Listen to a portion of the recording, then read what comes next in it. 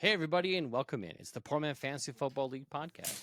We're the fantasy football show that gives you a peek inside the life and times of our Dynasty League. I'm Mike, and with me, as always, is my friend Andrew. And this week, we're going to be doing a 2023 rookie draft redo. Now that we've done our league draft and we've had a chance to let that process, we decided to go back and actually have a look at how we did in 2023. And I'm going to tell you right away, it ain't pretty. It is not pretty. No, it's But we're not. also gonna have some other. No, it's not pretty. But it is Wednesday the 15th. Before we get started, Andrew, how you doing today? Oh, not too bad. Yourself? Good. I feel pretty pumped. A couple things happened in the last couple days, football related. One is my quarterback of my Detroit Lions signed a big contract, 4-year extension, 212 mil with 170 fully guaranteed. It looks like a lot of money, but I like what some of the real football analyst people have said is like he's the second highest paid quarterback right now, but there are 7 quarterbacks in the next year that are about to get paid. So he is not going to sit in this spot for very long.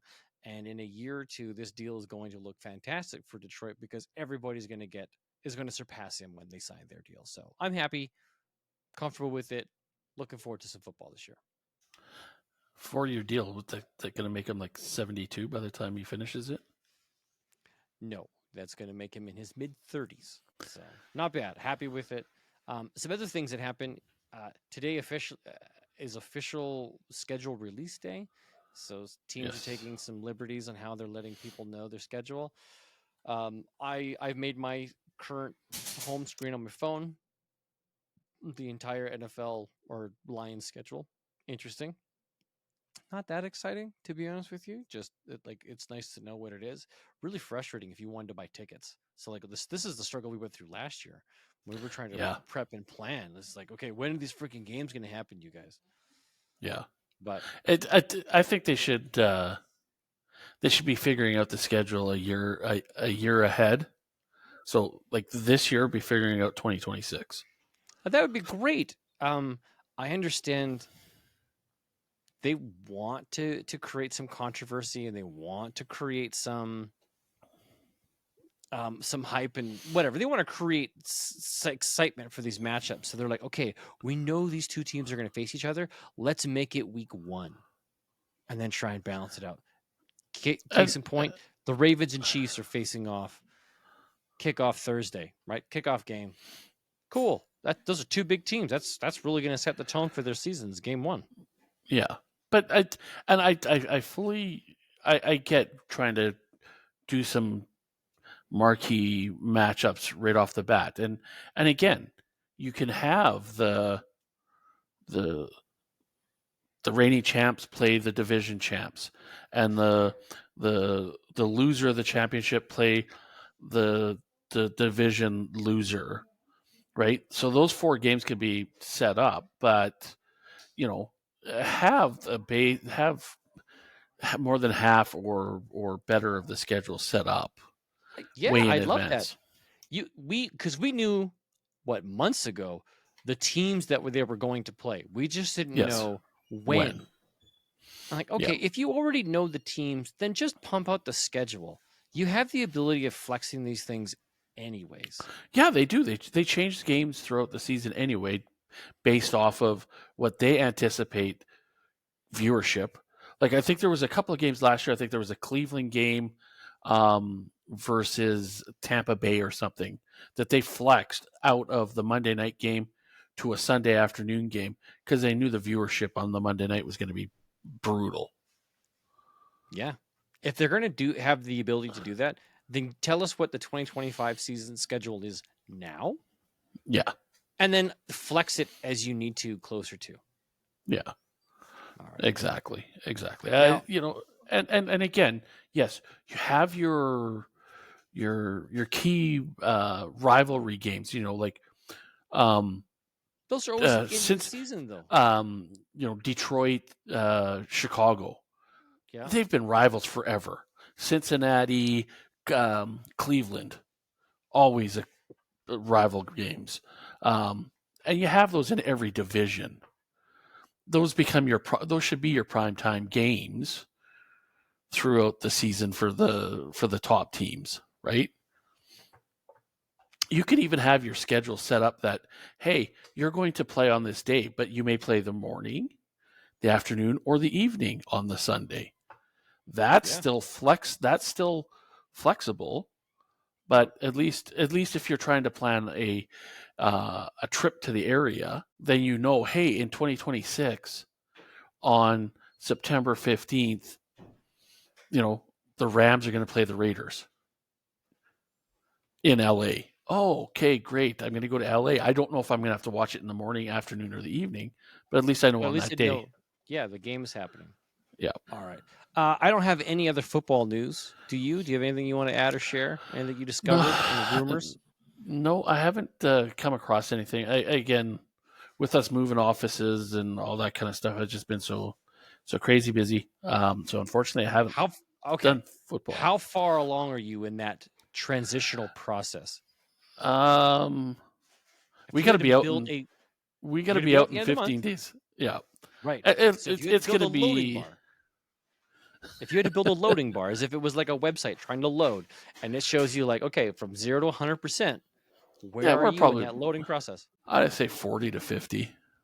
Okay, so you're sitting in that 45% loading range. You got 15 days left. Are you comfortable you're going to hit the target? I know you have to, but how comfortable are you going to be? Depends on other people. My end of it, yes. Somebody else's end of it, well, that's spotty at best. And you know what? I'm looking at it from the worst case scenario of things taking longer than they should. Okay. Like the actual move. You know what? If I'm being realistic, we could probably get a day done in a day and a half, but I'm expecting 3 days just because of hiccups. Other people. Yeah, and other people, and not being able to rely on other people. Okay, can I tell you? And that's always what it is. Can I tell you a funny story about relying on other people? My colleague at work, Dave, lovely man, very lovely, love him to death. He had a comment earlier this morning because some people had done some stupid things, and he's like, you know what, my job would be so much easier if there weren't any people in it. And I was like, that's a great comment. That's a fantastic comment. And then later on in the afternoon, we were sitting in our shop, and he's thinking about this major event we have coming up in 2 weeks. And he's like, hey, due to like circumstances, wouldn't it be nice if we could keep our equipment inside and then just run the giant snake, like a giant cable snake from our shop out to the plaza where the event is going to happen? And that way we could have one guy inside running all the equipment without having to build like an outside security booth and all the stuff involved that goes with it. And then that way we just have like headsets where we just talk back and forth. And then there's a guy kind of like running the system safely inside the building. And I'm like, that's a great idea. Is it feasible? But no. And here's why. And it's like, do you remember what you said this morning? And he's like, yeah. Like what exactly? I'm like, your job would be great if there weren't any people in it. Could you imagine if you put a pipe from inside our shop, the 4 feet thick wall from where it is to the outside of the downtown City Hall Plaza? What do you think would happen to the other end of that pipe? Would it be worse than what happens to all of the door handles to the outside of the building? And he's like, oh, right. Yeah. Yeah, I hate people. It's like, yeah, man, you got it. Like, yeah, dealing with other people. If you have to rely on them, hey, at DE, I'm sure you heard people say it. My job would be great if we didn't have to deal with the customers. Yeah, there's that too. Yeah, customers are difficult. Yeah, that's so that fun little comment. All right. Well, you know what, guys? Let's not belabor this anymore. I know you're anxiously waiting to see how we messed up our 2023 draft, and you're gonna love it. I've made my list of what I would do over again if I had to rank the top 20. We're not going to go through all 50 players, but we will tell you where they were drafted, how I would reposition them. Andrew will get your to jump in here, but we'll show you what our actual was, and it's kind of embarrassing. We all made some very you make picks in the moment because you think based Yeah. upon what limited information we have, and then unfortunately things don't work out. So let's just get right to it. Last year, the first overall pick was Bijan Robinson. Okay, that makes sense. I still think Bijan is still the 101. I don't disagree with that selection. I think that was still good. Andrew, My who would be your 101? Gibbs. I Oh, I okay. I would I would actually Robinson. I think would drop down to 3. Um. Oh, wow. Yeah.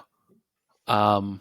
Okay, was it And the because reason I Yep, think it's hit us. it has to do with the team. And I guess I'm looking at it from not from the big picture, the here and the now.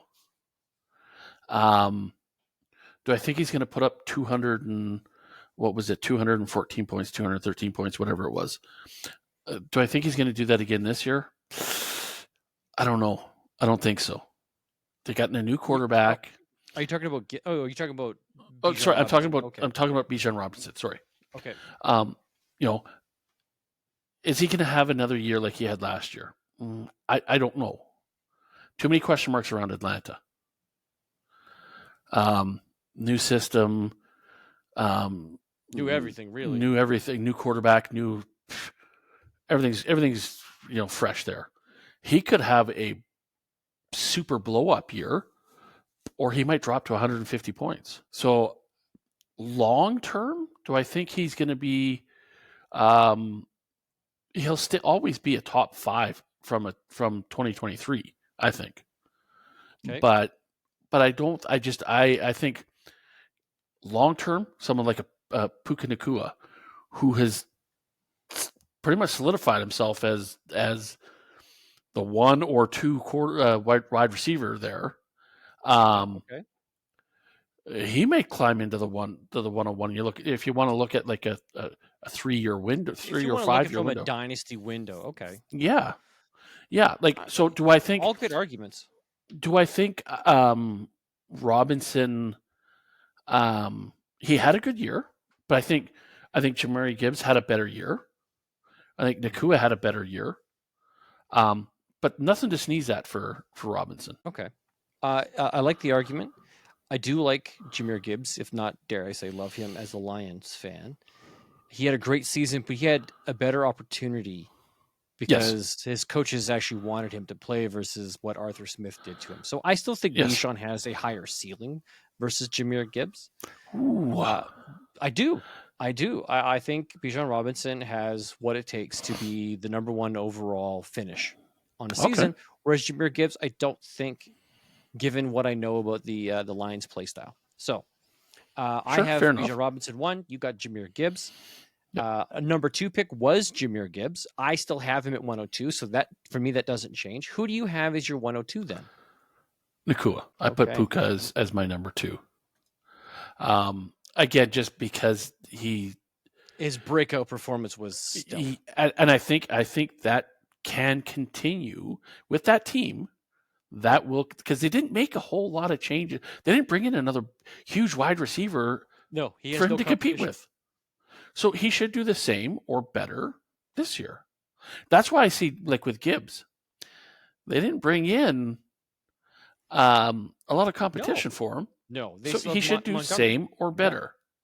Agreed. With Robinson, again, they brought in a whole lot of question marks. And what's the offense actually going to look like? Is it going to be running or is it going to be a total passing? Okay, they didn't bring in anybody to compete for his running back job. No. But you got a new quarterback. You got a new. Sure, there's going to be changes. Coordinator. I think yeah. Okay. All right. So is he your number 3 then? Yes. Yeah, he was my 3. Okay. So let's take a look here. Our number 3 in the league was Jackson Smith-Njigba. Didn't pan out year 1. Didn't pan out year 1. I actually put Puka Nacua as number 3. He was drafted 505 overall. Now, that's a big jump from where he was drafted in a rookie draft to the 103 spot, but I think it's well earned. And you make a valid argument. He's probably going to have a longer, more sustainable career than the 2 running backs that I currently put ahead of him. I just think that running backs are harder to come by, which is why I have them Sure. ranked higher. That's the difference. But Okay. Having said this, do I think if we were drafting this same group this year, would Nakua go that high? That's a big question mark. Yeah, I think he would. I think he'd probably be a top 3. If he got out of the top 3, I think somebody made a mistake. But that's based off of what he did, knowing what we know. Yes. Knowing what we know, that's the case. Yeah. Okay. Then we had Addison as our 4. We did. Jordan Addison, and I'm realizing now I completely did him a disservice. What? Because I didn't add him back in. What do you mean you didn't add him back in? As in, he was a number 4, but if you look at my top 20, he didn't break the top 20 for me. And I realize now that he would break the top 20. I would knock out a couple of these guys. Yeah, from a points perspective, yeah. Just what I think of what his potential future looks, not about what he did. Sure. Now that he's got a new quarterback in JJ McCarthy, and he's still behind Justin Jefferson, I don't think he holds the number 4 spot. I have Sam Laporta based upon his performance and the rarity you can get out of a tight end that performs. Okay, to me that was my number 4. Who is your number 4? I'm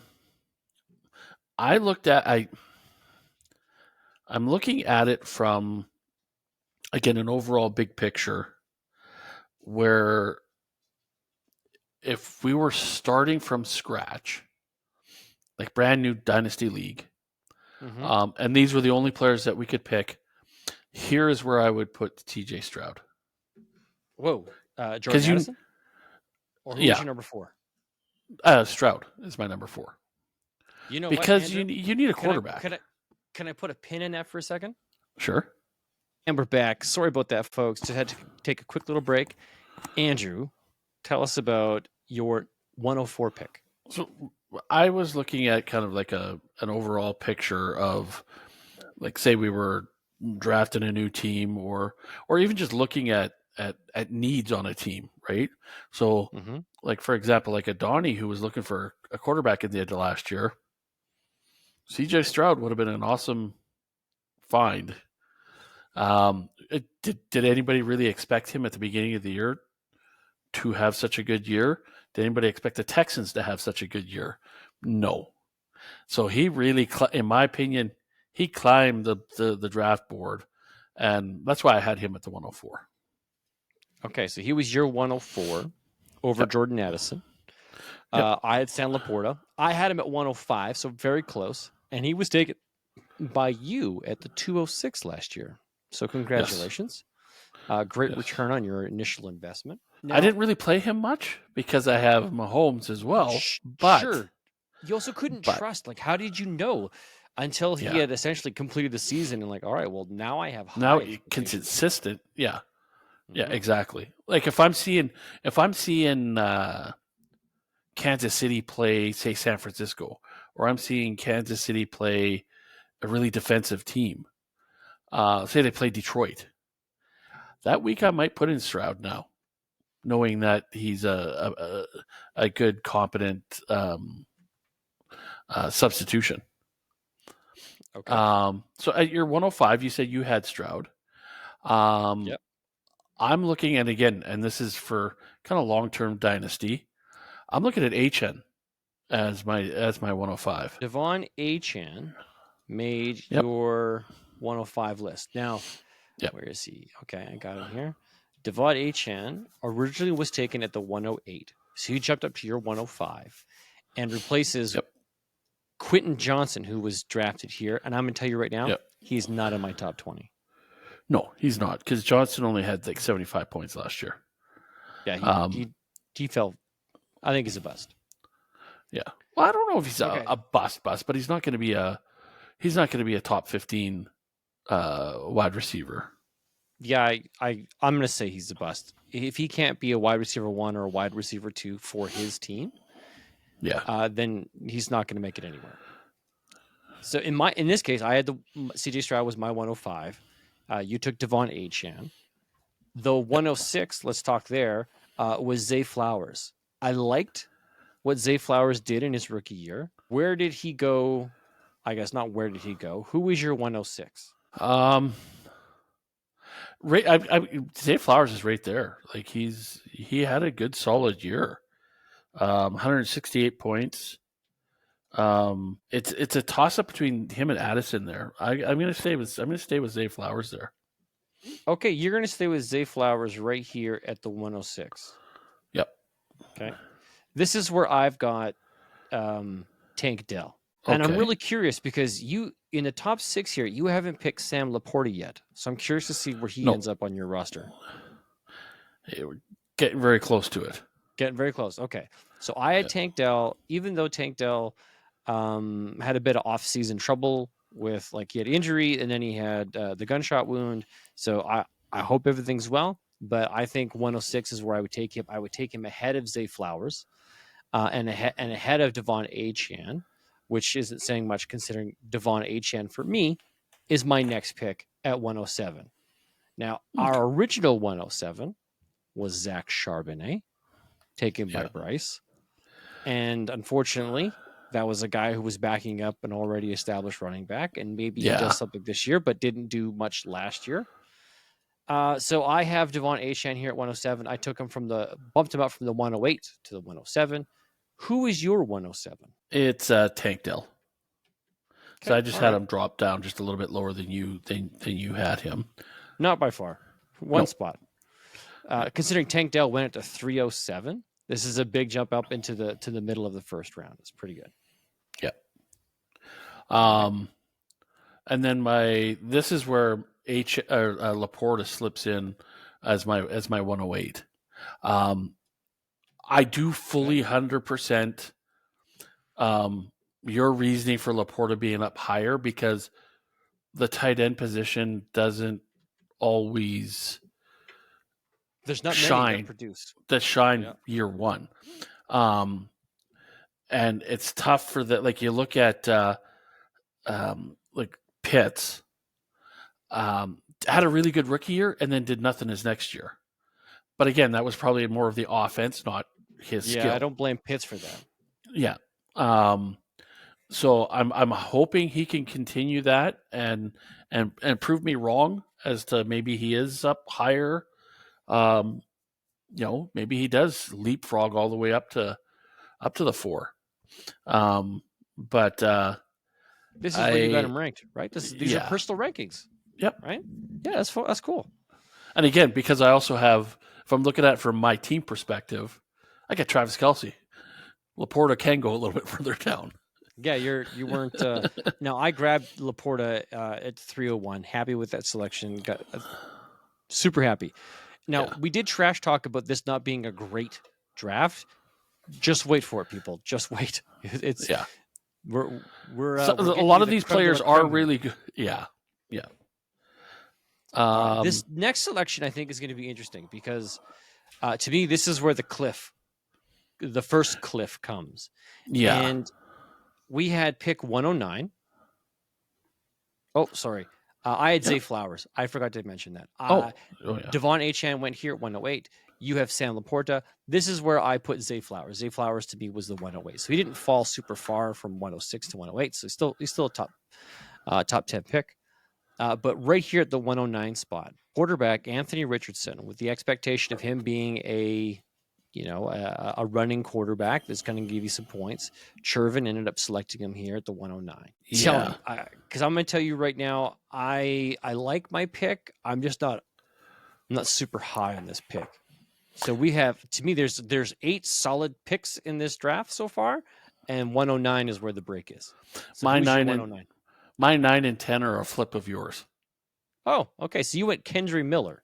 Yes. Is that right? Okay. Yeah. So you got Kendry Miller at 109. I had him at 110. He had a decent year, and can have a good sophomore year as well. I mean, and same thing with your pick, Reed. Mm-hmm. I think both of them could have consistent years. Mhm. I don't see either one of them taking off and being the superstar of their team, but they'll be consistent. They'll continue down the path that they're going. contributors. Yes. Okay. Yep. Here's my thoughts. Anthony Richardson went 109. You selected Kendry Miller here at the spot. I selected Jaden Reed. Jaden Reed jumped up out of the wide receiver room in Green Bay and really garnered some attention. There's three names there that I think are really surprising of what they could do this year, and not knowing which one is going to rise to the top. So Christian Watson, Jaden Reed, and Romeo Doubs. So I have Jaden Reed here at 109. He was originally selected at the 302, and I forget who it was that selected it, but at the 302, he's jumped up into the first round, and it's a great selection. You recently just traded him in another league. Is that correct? Did I recall that right? Did you not trade him in something else for Deebo Samuel? Yes, today. Yeah. Yes, today. Yeah, you know what? I think Deebo. I gave up a draft pick. A late rounder, third or a fourth? A fourth round. Yeah. Okay. And him for Deebo, because I think can still bounce back. Well, I don't think he needs to bounce back. Even if he does what he did last year, it's still pretty good results. Yes, 100%. But I think he could be more involved in that offense. Okay. And I think Christian McCaffrey's just getting a year older, and is he going to be able to still he's had 2 good years with San Francisco injury free. Oh, yeah. But that he had that injury bug early in his career that could bounce back. And I think the one player on that team that, not that you want anybody to get hurt, but the guy that would benefit the most would be Deebo. Yeah, okay. Because he's going to get more catches then. All right. Right? So the reason why I bring that trade up is we now have a first round valuation on a player that we probably selected in the third round. It's probably where you grabbed him. So you flipped that third round selection and a fourth round selection to go grab Deebo Samuel in a effort to help you win a championship this year. So I think that's really good. Great for Jaden Reed. He's climbing up. So still some question marks if he can still separate himself from Christian Watson and Romeo Doubs, but he has a good chance. So that was the 109. The 110, I had Kendry Miller. You had Jaden Reed, so we flipped. The original selection was Jonathan Mingo, who is now completely erased from my board, along with Quentin Johnson. Didn't pan out, and the things Carolina did tells me he's not going to pan out. Yeah, I think they realized that might not have been. It wasn't the right guy for them. Yeah. Yeah. Now I would like to point out, Kendry Miller went at the 201. So in reality, me having him at the 110 is moving him up one spot. So he didn't jump very far. Yeah. And I grabbed him at the 201 knowing that I was going to need some running back depth.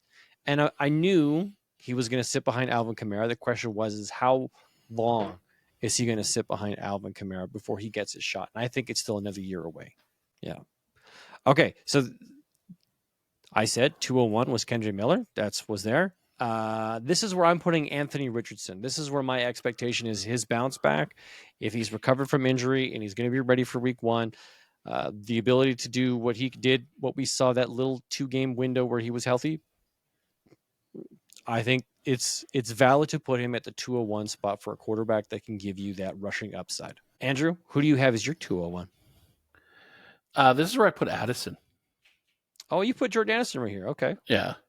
And looking back at, I didn't realize he had that many points until you said, mentioned a couple of minutes ago, that he really slipped down your board as well. Yeah. I didn't realize he actually had 186 points. So looking back, he might even climb up even a little bit higher too, right? Oh, okay. But you know what? I'm still good with him at the 201. I think that's that's a steal at the 201. If a I guy think so. dropped I down think that far, for getting what yeah, you got out of him and what I think you will continue to get out of him, this kind of feels right. The 201 yeah, spot. He's not going to be the one on the team as long as Justin Jefferson's there. But yeah, because correct. Justin Jefferson is there, he should be a good wide receiver 2 flex option, which I'd gladly take at the 201. And can he gel with the With new JJ. quarterback? Yeah. And if he Big question. does, he could steal away some passes from Jefferson. I don't know Justin Jefferson that well, but I'm going to say that he's not going to like that if that happens. Probably not. He probably might not like it, but JJ McCarthy, when he gets comfortable with a guy, he looks for the guy. True, So yeah. whoever is going to build that chemistry is the one that's going to reap the rewards. Could be. All right. Next up was an absolute lateral move. The 202 was tight end Dalton Kincaid. And that's what I actually have here. I thought Dalton Kincaid, based upon his performance in Buffalo, with some of the changes that they didn't really do to improve their team, I think that really helped out Dalton Kincaid's opportunities for this year. So I still have him here at the 202. Sure. You know what? I have him exactly there as well. Okay, so he didn't go up or down. He just stayed No. the same. Okay, still a developmental tight end prospect with upside this year. Yep. All right, this is where things go even worse. Yeah. The 203 spot, Marvin Mims. Yeah. Not even on the list. Yeah. Can you even tell me what team he plays for? The Cucahoga Wildcats. That's a good guess. It might as well be. Because let's. You look at even the next guy, Downs. I don't know what team he plays for either. Joshua Downs, is that Cleveland? I don't know. Mims was drafted for and is currently playing for the Denver Broncos. Oh, there you go. So maybe something happens for him, which is why I have him at this particular draft. I don't. This is probably why he was drafted here, is the opportunity he could have had. But with Jared Jeudy gone and them drafting Bo Nix, I don't know what that means for him in his future. So I actually have Jordan Addison at the 203. Okay. I went back to another tight end. I went to Musgrave. Oh. I don't dislike. Again, it kind of goes with what you're saying earlier. Tight end's hard to get a really good productive guy early in their career. Okay, wait a second. And let me just. When somebody takes it seems like with same thing with quarterbacks. When one guy gets taken, there's a little bit of a rush on them. Oh my God, I got to get a tight end. Oh my God, I got to get a tight end. So sometimes you see two or three of them go close together. Mm-hmm. So that's kind of why I'd had him there. Okay. Let me ask you something, because I thought I might be the only person that liked Luke Musgrave. I'm not a Green Bay Packers fan, but I see the potential of what Jordan Love was able to do last year. Yes. And how he utilized Luke Musgrave as a rookie, not like how Sam Laporta was, but they used Luke Musgrave as a viable passing option. Now, they probably didn't work him into the system because he's still a young tight end. And I'm like, this guy still got a decent amount of work as a rookie. I wonder. It grew and grew throughout the year too. Yeah. So again, that's where I go to the chemistry stuff. Did they, build that trust so that each game Love was looking for him 2 or 3 more plays a game? Yeah. To where he became part of the regular offense.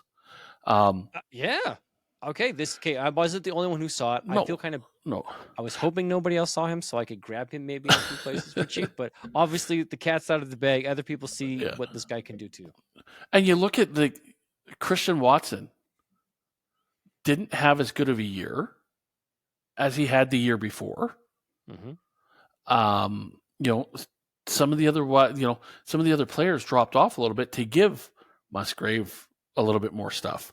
So if that trend also continues, are they going down the same path as a Mahomes Kelsey type relationship where he's looked at as a viable option 50% of the time, right?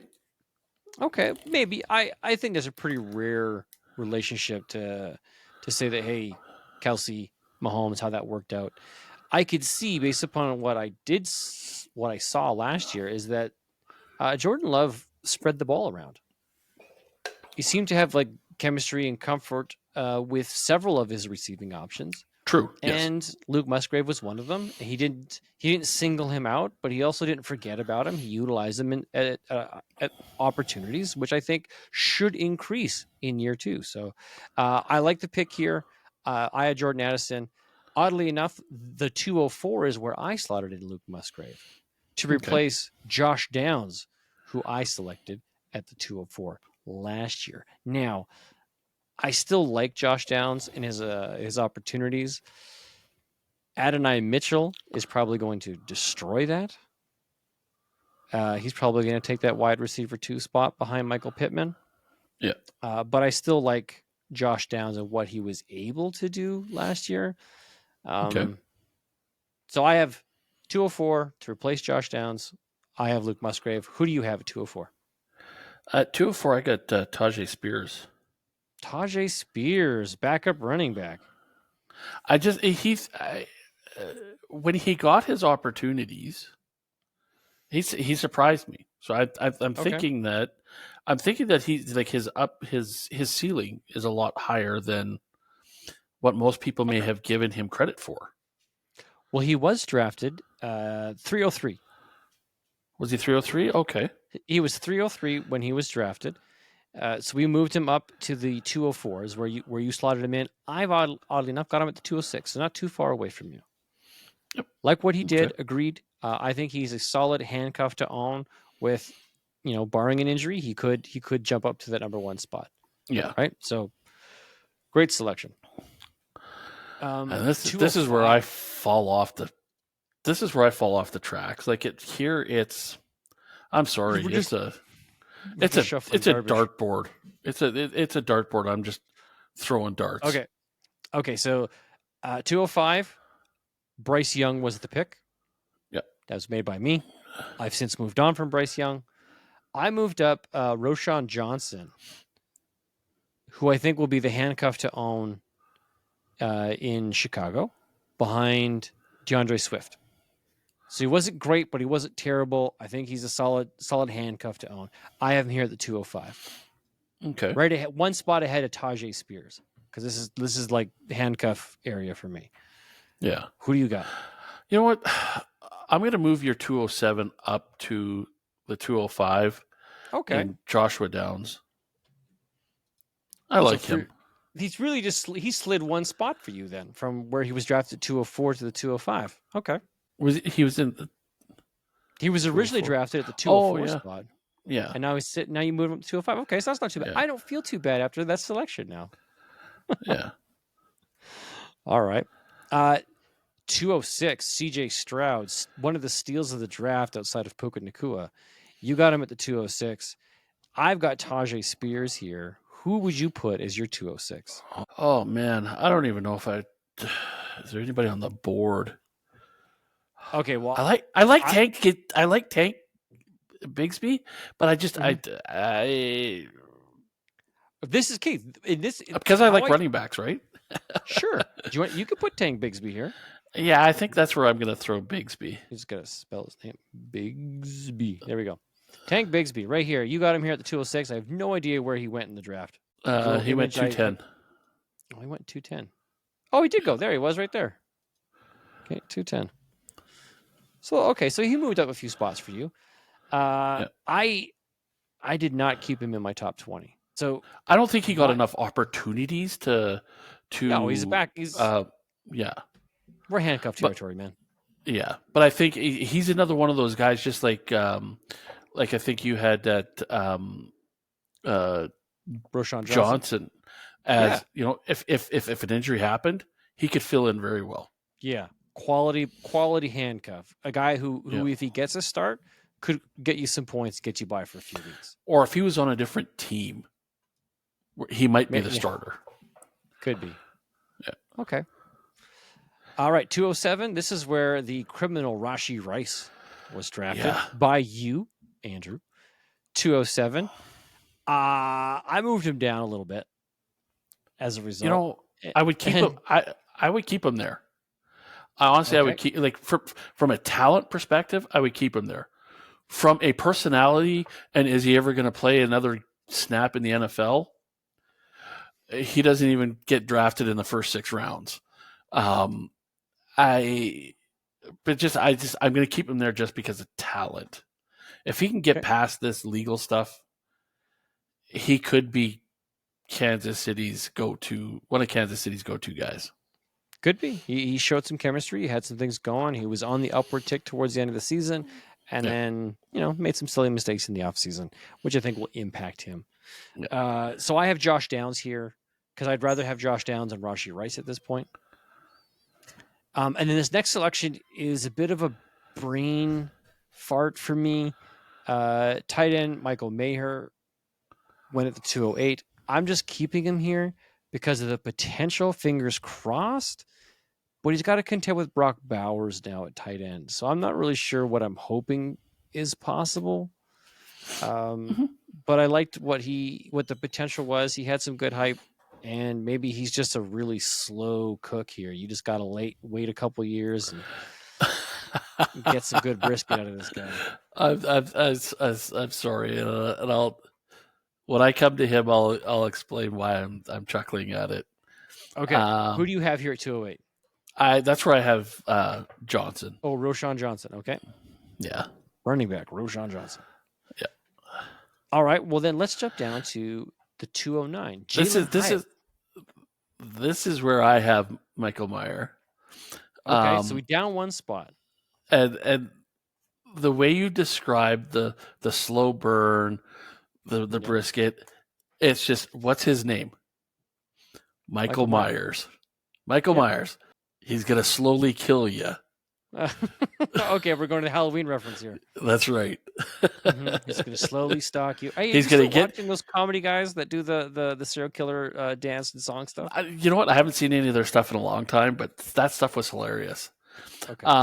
But that's exactly the Halloween character. He sits back up, gets up.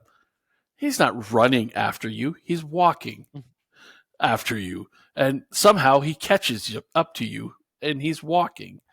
So he surprises the hell out of everybody. So maybe this year will be his surprise the hell out of everybody. Fingers crossed. I'd love to see that in 2 tight end sets. Maybe some good things happen. But Jalen Hyatt kind of disappeared. Didn't really pan out. He was, I think, a high risk play, but unfortunately, the Giants didn't really have anything going for him. This is where I slotted in Rashee Rice based upon like a potential still there. Would I spend a 209 to go and get Rashee Rice? No, probably not. But if I had to redraft again, given the assets that were in this draft, this is where I would select him. Yeah. And last, and really the least in this rookie draft, because I didn't want to go beyond 20 picks because it gets really hard. Yeah. 20 picks. Just rounding up these bottom guys proved to be a bit of a challenge. Originally, Tanks Bigsby was drafted here at the 210. I selected Keaton Mitchell, the backup handcuff running back to own in Baltimore. Kid did well. He had some opportunities. He capitalized on his opportunities. Not enough to steal the starting job.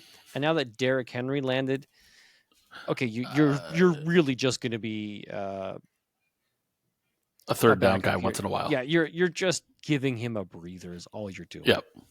Get it. But I'll still own it. I'll still put a selection in there. Grab. Yep.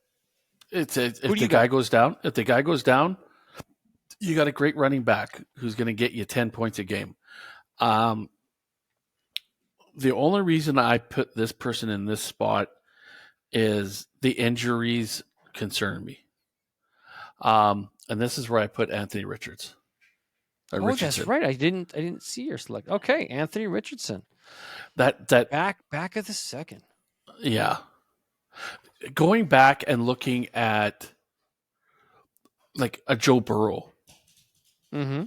having to redraft him, I would move him a lot further down because now you see two major injuries.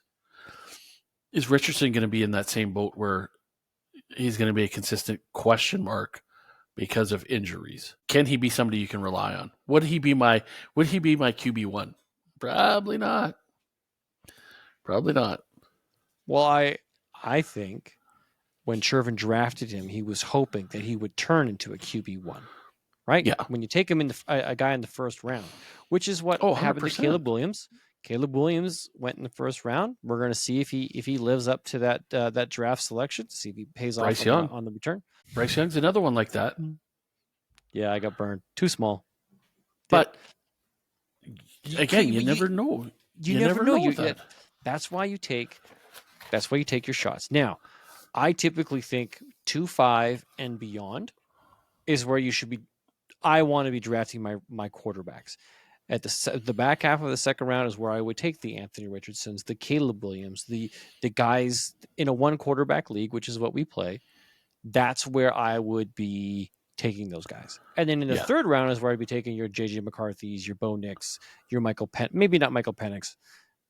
He'd probably drop to the fourth, yeah. Yeah, right? Like, that's where my mind logically slots these guys in order of priority. Now, other guys don't think that way. Some people, first round draft pick, Caleb Williams. Some guys, early second round, are taking Jaden Daniels, Drake May, and JJ McCarthy. And it's like, wow, okay. That's... But again, this is where each draft is different. Mm-hmm. And if you're wanting one of those guys, we're Michigan guys. Know he's going to start. You know he's going to start. Mm-hmm. And if you're wanting him on your team for maybe not this year, but maybe next year or the year after. Yeah, you're stashing him, right? But you and I would normally see him as, okay, 302, 303, 304, somewhere around there. That's probably a good valuation for him. But if in the first round, the three guys above him are all gone, are you willing to risk? Are you willing to risk him to drop to the third round to take him, or are you going to take him in the second? You're going to take him in the second because exactly our mentality, which we've seen, and we are culprits of it too. When a run starts on something, when somebody breaks that, okay, hey, we know that wide receivers should be top heavy. Jonathan Brooks probably go at the back end of the first round. Trey Benson may go as the last pick of the first round or the beginning of the second. And then there's like another really good gap of wide receivers that typically are there at the beginning of the second round. But if someone pulls the trigger and takes those quarterbacks, now what's happening is most guys react like, oh my goodness, I thought I'd have a shot at the end of the round. Now I got to try and trade up, or like something's got to happen because I want to get one of these guys to help shore up my quarterback room. Okay, great. Now, on the converse side, if you're not hunting for quarterbacks, that does benefit you because it pushes down some really good wide receiver talent to places they wouldn't normally get to because guys have now made that run on quarterbacks or some tight ends. I know Donnie's a big fan of that Washington Commander tight end, Ben Sinnott. So the typical thing that we see is Brock Bowers go first round, right? Okay, first round selection. That makes sense. Then Ben Sinnott was a third round selection, but is now climbing into the second round because guys that do want him know they won't get a chance if they wait till the third round. So they grab him in the second, which is pushing down other assets. Now that Jadavian Sanders, the tight end for Carolina, I'm seeing him climb up draft boards too. A guy that you used to be able to get the fourth round is now going top of the third. As a result. You're 100% right. Guys are, and you see it in the actual NFL draft as well. When they start taking a corner, then there's kind of a rush on corners. When a quarterback goes, there might be two or three quarterbacks go, and I think it's not necessarily just necessarily a panic thing, but were we looking at corners? And yes, we were, but further down, and we don't want our guy to go to somebody else. We want our pick. So I think maybe this they do year, sacrifice.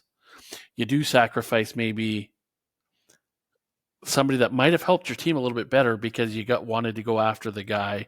Atlanta is the prime example of it, um, taking the quarterback in that first round, and just everybody was shocked. Like, where did this come from? They yeah, had the guy available that they knew they wanted for what they're thinking is their future quarterback.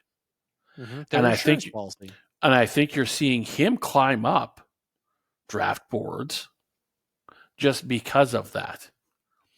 Yeah, you're grabbing him now early because you know he's going to be their starter 2 years from now. Because really, there is no competition. The quarterbacks that they have for now are older, like Derek Carr is, or not Derek Carr. Who's the other quarterback there in Atlanta? Um, Kirk Cousins. yeah, Kirk Cousins. Yeah, He's he's not aging. He's going to be. 36. Yeah, he's not going to be there 2 or 3 years from now. In So reality, knowing how they drafted Michael Penix, I actually thought Michael Penix would make it to New Orleans and get picked up there. The fact that he got drafted ahead of JJ McCarthy and Bo Nix was surprising to me, but yeah, it happened, and now yes, we're all reacting to it.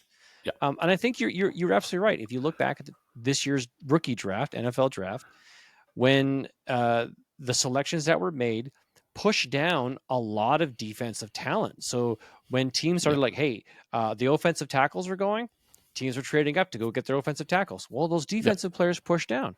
As soon as a couple of the defensive guys, defensive tackles and defensive ends and outside linebackers were taken, okay, teams were trading up to go and get their boys. yeah, Well, that pushed down all the defensive backs and your safeties. And then as soon as a couple of those guys went, boom, that was the next big run. So yeah, you're right. Those runs happened both in the NFL and in our fantasy leagues. yeah. Mhm. And that's what makes it fun, right? Because you're looking at your team and you're thinking, hey, we need a running back, we need a running back, we need a running back, and then all of a sudden they draft an offensive lineman, and you think, well, where did that come from? But then when you sit back and you think about it, okay, that makes sense, right? Like I was thinking for Cincinnati, um, I was thinking running back or wide receiver because of the salary cap issues and knowing that they were going to have to get rid of somebody. Okay. But they went offensive, a really talented offensive lineman. But that does make more sense to protect Burrow, right. So, what as a fantasy guy, a fantasy manager, thinking what your team, what a team needs, might not be truly what a team needs. What we want you to do, Because Steve, we is don't draft offensive linemen and defensive players. No, we don't. No, we do not. And I would hate to see what that would look like if we even tried to do that. Yeah. But for the players that we do draft, there are, now that we've done several drafts. So I did one draft right after the NFL Yes, draft ended, and I can see the valuations of what players were at that time. Okay, first round, second round, third round, not so much the fourth round. The fourth and fifth round kind of stayed the same. But the first 3 rounds have shuffled quite a bit. And in that instance, I picked up 2 players off of the waiver wires, sorry, that are now going in the early third to mid third round consistently. Oh, wow. And so they cost me 35 and 33 fab to get both players. That was Jalen McMillan and Javon Baker. Okay. So like, okay, cool. I got guys off the waiver wire because at the time they weren't really, people didn't know, right? So there was no hype. You're really just going off of pure NFL reaction. So you're like, okay, this is what was here. This is what I like, what I don't like, what I know and don't know. So you're drafting and you get what you get. Now that we've had some time and we've had a chance to listen to analysts, share their opinions, give us some little nuggets that we might like or don't like. We've consumed this information and now we're making our own decisions, and we're seeing some of those changes happen, right? And that was, to me, phase 2 of where we were in the draft world. Now we're at, I'm going to say phase 3, where we kind of have an idea where the general draft position of these guys are now, where their ADP is. And then you said, hey, do you think that guy is going to be there when I make my selection at my pick? Yeah. Nope. Okay, so now I'm reaching for that dude that I want on my team. So I'm taking him way ahead, which is now adjusting the average ADP. We know because we've consistently seen it, because we're degenerates and we're in way too many leagues. So we've seen these drafts happen. So we know where these guys should be going. Yep. And then we have a weird draft. I'm like, wait a second, whoa. Why is Ben Sinnott, a guy who usually goes in like the third round, in the late second? What's going on here? All of the quarterbacks are now gone in the second round. Why are all the quarterbacks gone in the second round? I was hoping to grab a quarterback and put him. What? So everyone, you're having to be like water. You got to adapt. Yeah. Well, and every league is, like you said, every league is different, right? Where one league might have that tight end premium. Mm-hmm. So everybody's valuing the tight ends differently than they do in a regular league. So the tight ends might move up higher, right? You might be in a super flex league where quarterbacks are more valuable than your wide receivers and your running backs. Mm-hmm. So that affects the draft, the average draft place. Another thing that like you had said, now listening to the experts and the analysis on players and stuff like that, where this seemed to be a very odd year where guys weren't doing a whole lot at the combine, weren't doing a whole lot on the pro days. So they were selective on the things they were doing. Yeah. So did you get a good, clear picture of what the guy could be? So that might have affected his draft spots. So now that the draft has come and it's been a month, and teams are going back and looking at some of the players, some of the stuff might be shuffling as well from that too, right? You're hearing different things about different players that, hey, you know what? He had a shitty combine, but hey, his best friend was just in a car accident the day before. His mindset wasn't really there at the combine, and he had a bad combine, right? So you hear all these different stories and different analysis and different things setting up. I know I didn't hear anything about any player that his buddy goes into a car accident or whatever, but there may have been a reason why he had a bad combine, or there may have been a reason why he had a great combine, but that's not indicative of who he truly is. Like you could have the one of the fastest guys in the world running the 40, but you don't got a DB right in front of you, chucking at you and slowing you down, and you can't break away. Sure, that 40 speed of 3.125 40 is great, but if you can't break away from the guy defending you, all the speed in the world, exactly. Or if your hands aren't the greatest, that does you nothing. You could have you may have the greatest hands as a tight end, but if you can't block, you're not going to be in there all the time. Or vice versa. You may have the greatest blocking tight end in the world, but if you can't catch the ball, he's only going to be down there on certain plays. Yeah, exactly.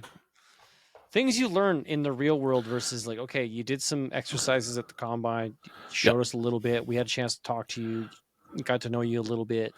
Okay, cool. Well, thanks for your time. We'll see what happens come draft day.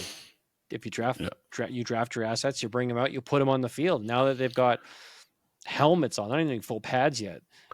You're running drills and you're waiting to see what these guys can do. So and then you get a guy that was so far down on the list, like Puka Nacua, who had such a great season.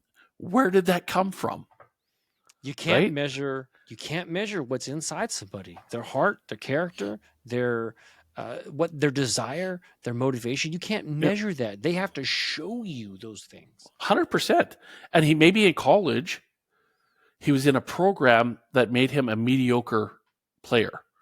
The combine, that didn't show off anywhere. But he gets into an offense that is perfect for his play style, and he just goes nuts. Same thing with Sam Laporta, right? He's in a offense that caters to his style of play. And what happened?